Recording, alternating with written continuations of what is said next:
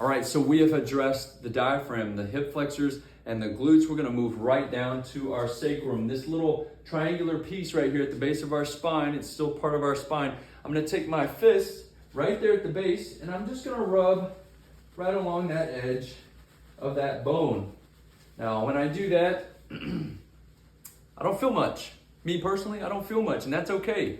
I don't have to feel something everywhere, but I'm gonna really drive down into the base of my spine, into that sacrum area, and again, just excite the nervous tissue. Now, if I want to go a little extra, I'm going to fall right on the outside of that, and I may push my thumbs right there at the top into my glutes. This area is to address the hamstrings. A lot of the time, we have tight hamstrings for one reason or another, and we can address that area, and again, loosen it up. So we've gotten our hamstrings addressed now. You can keep rubbing there for a few more seconds if you like, and then we're gonna move into just a couple of more. I'm not gonna go full sequence here. We're just gonna go through our main components. This one is very important. I like to sit down for this. This area here on the inside of our thighs, very, very sensitive, very, very powerful area for us to address. When you first start doing this, this may be extremely tender. We have this vastus medialis muscle is part of our quad, helps extend our knee, and then we have all the adductor muscles, and sometimes muscle fascia will get squished together and those muscles will get smashed and they can't figure out what to do. The adductors go this way, the VMO goes this way, and if they're working together, they can't decide if they need to do this or this. So we're gonna try to separate them. I'm gonna find this muscle, you'll find it pretty quick, and I'm gonna just move my thumb right on the inside there and just try to separate. I'm pushing up and under this muscle in the quad to see if I can get a little bit of separation between those. And then I'm gonna take the side of my palm here and I'm just gonna rub again in circular motion. For me specifically, when I have low back pain, when I have tension in my low back, my hip flexors do a good job. If I release them, I can get a release of low back pain. But this area right here, for me, typically fixes any issue that I had.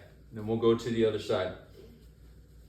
It's also a very powerful spot for me specifically and several of my other clients when we're trying to address visual field impairment, which maybe we'll go over at some other time.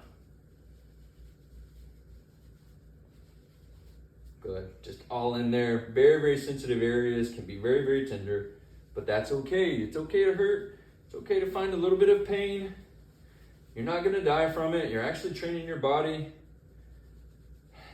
to wake up and withstand a little bit of stress, and that's all right. So we've done all of our main components. There are some further areas on our appendages that we'll go over more specifically, but right now we've got one more main area and then we're completely done. So we've done our diaphragm, psoas, glutes, hamstrings, adductors, which really addresses our pelvic floor and lower ab stability, and then finally we're going to get right here in the QL. So we're going to find what we call our Peter Pan spots right here where my thumbs kind of land. I'm going to rub into that area, and I like to just grab both on each side and really just smash in there and really just try to grind my thumbs in and around that spot. Perfect. And then sometimes we can take the edge of our fist here, our knuckles, and we'll just go nice and quick over the side, like we're sawing ourselves in half. What you may not realize is that addressing this area here can help release overactive quads. Again, all of this stuff, you may be like, oh, my quads are still working, or oh, I don't really feel much difference. That's okay.